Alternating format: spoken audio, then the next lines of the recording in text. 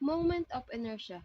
Moment of inertia is a quantity expressing a body's tendency to resist angular acceleration. So in short po, the moment of inertia will measure the resistance to a change in rotation. Also, ang moment of inertia po is tinatawag din pong rotational inertia. Just depend kung ano po yung hinahanap sa situation. So, ang formula po ng moment of inertia will be like this one. Yan. Moment of inertia is equal to the mass of the object multiplied to the r. The r is the perpendicular distance of the object to the axis of rotation squared. So, m symbolized as mass of the object, then r is the distance. For example po, we have an object here. Then, ito po yung axis of rotation. Ang mass po is ito. Then, ang r naman po is kung ano po yung distance from this point to this point. Yan po yung distance na hinahanap, yung r. Ganyan na po kasimple yung formula po ng moment of inertia. Pero what if po, kung may isa pa pong object or mass na nakadikit po dito? So, ano pong gagawin? Halimbawa po, the question will be, find the moment of inertia of the mass. So, ang gagawin lang po is ipag-add po yung inertia plus inertia. Then, the answer will be the moment of inertia. And gano'n lang po. So, here is one of the example of moment of inertia. Two masses M1 and M2 are connected by the rod length of 60 meter. M1 and M2 are 0.1 kg and 0.15 kg. The question will be, determine the moment of inertia of the masses about the axis of rotation AB at the center of the rod. Yan, so i-cut ko dito. So, ito po yung rod length ng rod. Ito po yung 60 meters, 0.60 meters po. So, ito po yung M1 at ito yung M2. Ang sabi po yung M1 po is 0.1 kg. Then, the M2 is 0.15 kg. So, ang sabi po is determine the moment of inertia of the masses about the axis of rotation AB at the center of the rod. So, ang axis of rotation po is nasa nasa gitna. Ito po center. So, ito po yung A tsaka yung B. Yan po yung axis of rotation. So, dalawa na po yung distance. So, ang gagawin is 0.30. Hahatiin na po yung 60 meters po siya. So, hahatiin na siya. Magiging 0.30 meters na. So, ganyan po. So, di ba po, ang formula po ng moment of inertia is yan. Katulad po ng sabi ko kanina, dalawa na po to. Dalawa na po yung mass of the object. Ang gagawin lang po is ipag-add siya. So, ganito po ang gagawin natin. Yan. M1, ito po yung una. Ito yung moment of inertia 2. Tapos ito na po yung, yan po yung moment of inertia. So, ang gagawin lang is ito pong M1, ito po yun. Isusulat lang po natin. Then, times po, sa distance, yung R, 0.30 squared. Ito naman po, M2, yung isa, 0.15 kilograms, 0.30 meters squared. So, ganyan lang po. Ang gagawin. Plus po pala ito yan, plus. So, pag inad po natin, yan na po yung magiging sagot sa moment of inertia. So, 0.1 kg times 30 meter plus 0.15 kg, 0.30 meter will be the answer is 0.0225.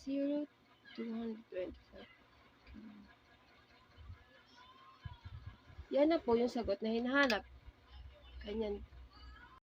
So, here is another example po of moment of inertia. Four masses, 0.2 kg each are connected by 4 cords forming a rectangle.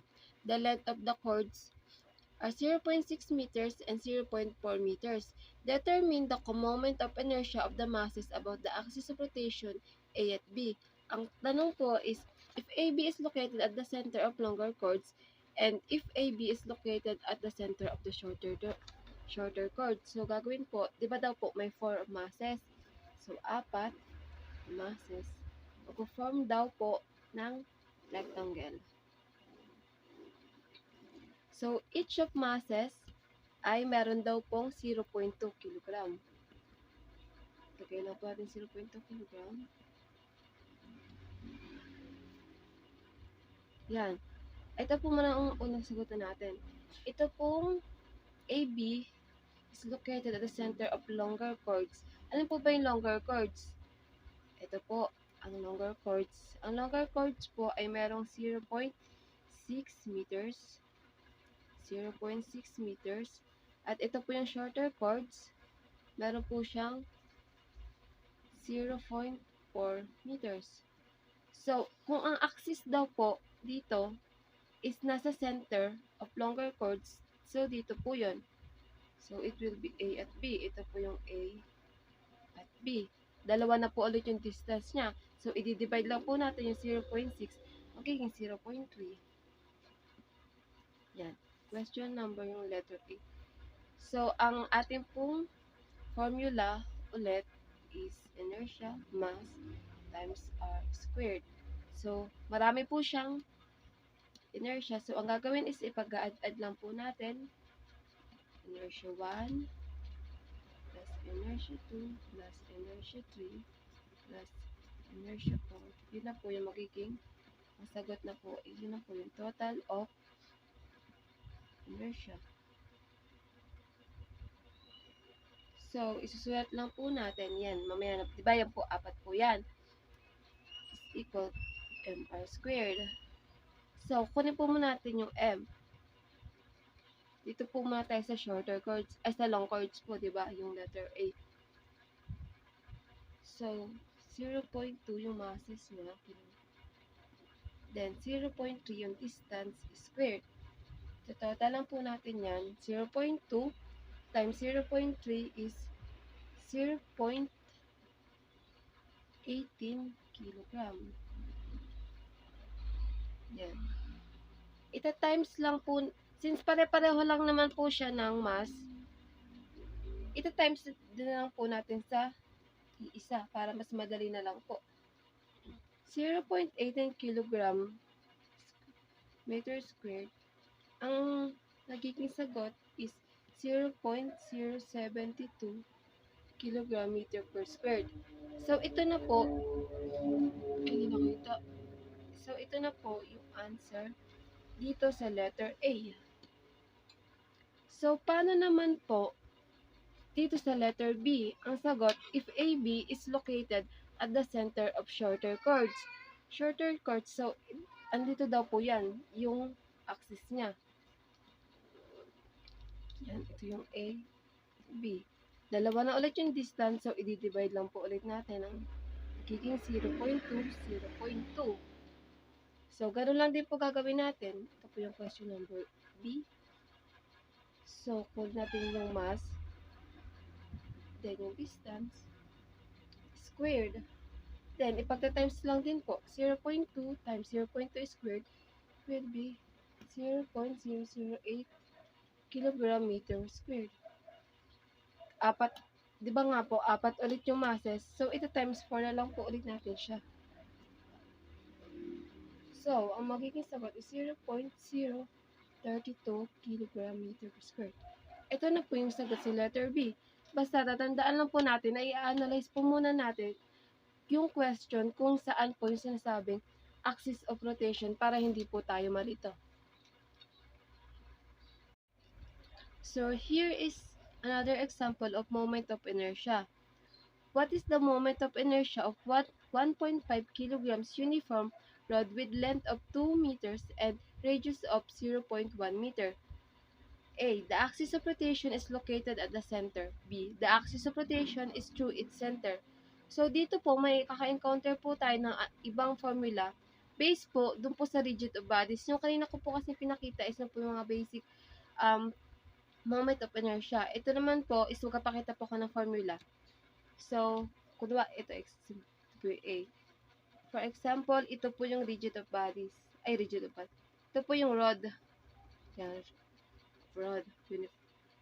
Ang sabi po dito is meron daw po 2 meters length. So, 2 meters length. Ang length po is here. Yan. Ito po. Yan yung length. Yan. Tingnan po natin sa rigid of the bodies kung ano po katulad nito.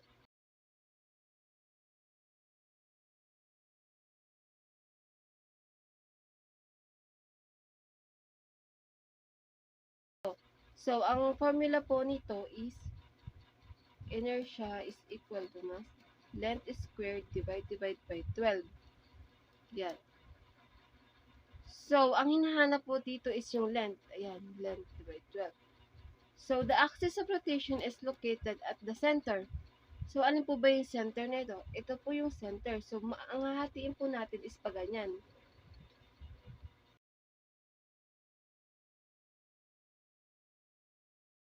So, calculate 1.5 kilogram. Yan po yung bigat, M, mass. So, times lang po natin siya sa length, 2 meters length. So, ito po ilalagay, 2 meters squared, divide by 12. So, i-calculate lang po natin yan. Then, magkakaroon po tayo ng sagot ng 0.5 kilogram meter per squared. Yan na po yung moment of inertia na hinahanap nitong letter A. So, ito naman pong letter B.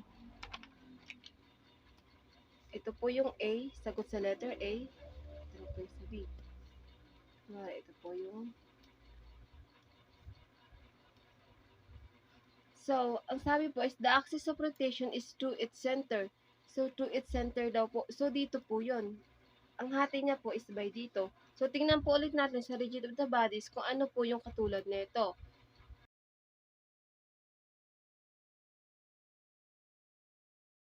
So, ang magiging formula na po is, ganito na, I is equal to mass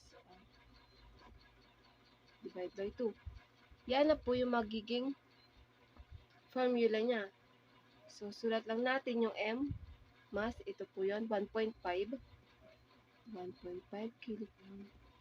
Tapos yung radius, ang radius lang po is ito, dito po yung makikita. Ang nakalagay po sa radius na given is 0.1 meter. So, ilalagay lang din po natin 0.1 meter squared. So, ipagta-times lang din, then i-divide. 1.5 kilogram times 0.1 meter squared divide by 2 is equals to 0.0075 kilogram meter per squared. So, ito na po yung hinahanap na moment of inertia nitong letter B to its center. So, importante po na i-identify natin yung question kung ano yung hinahanap pong formula kasi baka mamaya iba na po pala yung hinihingi nung situation. So, yun po.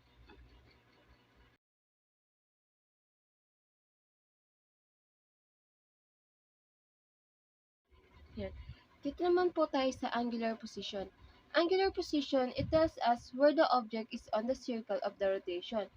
Angular position is denoted by the Greek letter theta. It's look like this. Ang tawag po dyan is theta. So, ito po ang angular position. For example po, ito po yung axis niya. Yan. Tapos, halimbawa po may object po, tapos nag-stop po dito. Within 30 degrees, ito po yung theta niya. So, example po, another.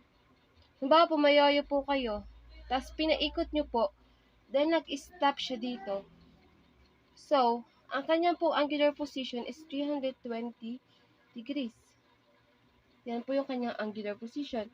So, ito pong natitirang to is magiging negative 40 na siya. Bakit po negative? Kasi po, sa rotation po, ang counterclockwise is positive sign. Then, ang clockwise po is negative sign.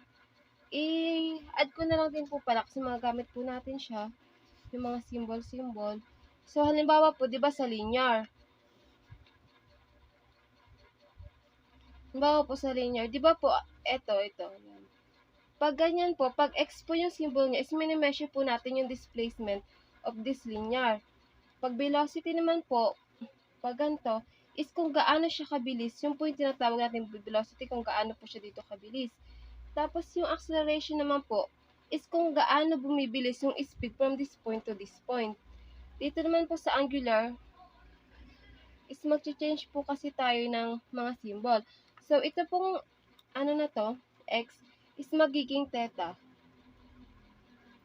Yan na po siya, theta. Tapos ito naman pong velocity, magiging symbol niya na po is omega. Then, ito naman pong acceleration, magiging symbol niya na po is alpha. It will be look like this po. Tapos, pwede rin po siya yung parang pabaliktad po na 8, parang hating 8 po. Pero, mas ginagamit po is yung ganito po. Ito po ay alpha. Yan. So, magiging guide po natin siya mamaya. So, ito na po yung angular position. Basta, ito lang po, yung angular position, tatandaan lang po, kung saan lang po nag-stop yung object nyo. Ito naman po angular velocity. Angular velocity is the change position over time. Ito po pala is denoted by the Greek letter of omega. Ganyan po yung symbol niya. So, sa linear po, ang formula po ng velocity is velocity change over change time. So, papalitan na po siya natin. Kasi nga po, angular velocity na po tayo. Nag-rotate na po. Hindi na po tayo pa-linear. So, magiging ganito na po ang kanyang itsura. V. Ito, velocity. Magiging ganito na po yung sign niya. Omega. So, omega equals change of theta over time. Ganyan po ang formula ng angular velocity. So, for example po, ito po yung axis natin dito. Halimbawa po ulit yung yo-yo. Then, pinaikot nyo po. Pinaikot nyo, then nag-stop dito. So, ang angular position niya po is 270 degrees. Yan po yung angular position niya. And within that seconds, na pag-ikot nyo is nakakuha po kayo, naka-occupy po kayo ng 3 seconds. Yan. So, ang gagamitin po nating formula for that is ganito po. So, yung velocity is equals 270. Diba po, tandaan lang po natin, pag ganyan po, is po, ito po yun. Lalagay lang din po natin dito, 270 degrees. Minus 0. Ito pong axis niya, magiging 0 din po. Kasi hindi pa po siya nag-insert umikot, diba? So, 0 po siya. So, 270 minus 0 is 270 Celsius. So, i-divide po natin siya over time. So, ganito. 270 Celsius. Divide, ang oras po natin is 3 seconds. So, 3 seconds. 270 divide 3 seconds will be 90 Celsius per seconds. Yan na po yung angular velocity. So, dito naman po tayo sa angular acceleration. Ang angular acceleration naman po is a rate of change of angular velocity. It is also denoted by the Greek letter of alpha. Ganyan po yung symbol niya. Ito naman po, madali lang po ito kasi mag-change lang po tayo. Ang kanya pong formula is acceleration change of time. Ganyan po yung formula niya. For example po, may given po dito na equation.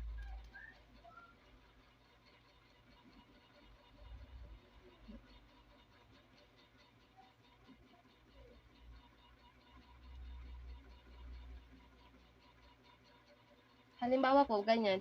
Ang gagawin lang po natin is papalitan po natin siya from this one to this one. So, gagamitin na po natin ito. Pag hindi pa po tayo familiarize sa sign po ng angular, is pwede po tayong magawa ng guide.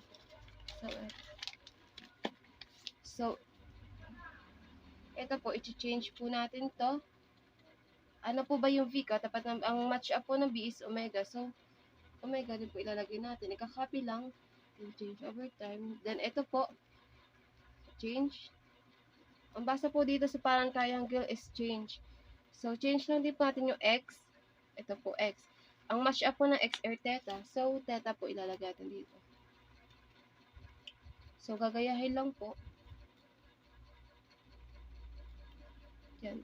Ganyan lang po yung angular acceleration. So, in summary po, ang angular position is it tell us where the object is on the circle of rotation. Ang angular velocity naman po is it change position over time.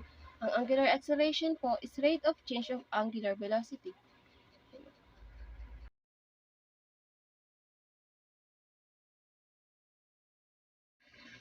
Yan. Dito naman po tayo sa torque. Torque or torque is a measure of the force that can cause an object to rotate about an axis. So in short, ito pong torque is what can cause an object to acquire an angular acceleration. For example po, halimbawa, ito po pinto, tapos ito po yung lock, ito po yung bisagra. Di ba po, pag inopen po natin siya, is magkakaroon na po siya ng rotation. So, pag, di ba pa nag-open po tayo ng pinto, at dito po tayo naglagay ng force sa malapit po sa may bisagra, mas mahirap po siyang i-open, mas mahirap po buksan yung pinto. Pero pag trinay po natin na dito po tayo naglagay ng force, is mabilis pong mag-rotate yung pinto, mabilis pong magbukas. Kasi yun po yung concept ng torque. Habang malayo ka doon kung saan nag-rotate yung axis, kung saan yung axis of rotation dito, is mas madaling mabubuksan ng isang bagay o saan mas kung saan mabilis magro-rotate. Yun, ganun lang po yung concept ng torque. So, ang torque po is may formula rin. It is, yung tawag po dito is denoted by the Greek tau, equals to force, diba? Yan, para po siyang pa-L. So here's the example of torque po. Calculate the torque supplied by the wrench when 8 newtons force is applied as shown in the following figure. So, ang formula po ulit natin is tau equals to 4 times lever. Newtons din po siya times meter. So, kukunin lang po natin yung force. So, ito po yon 8 newtons. 8 newtons sine 47 Celsius. Ito po, 47 Celsius.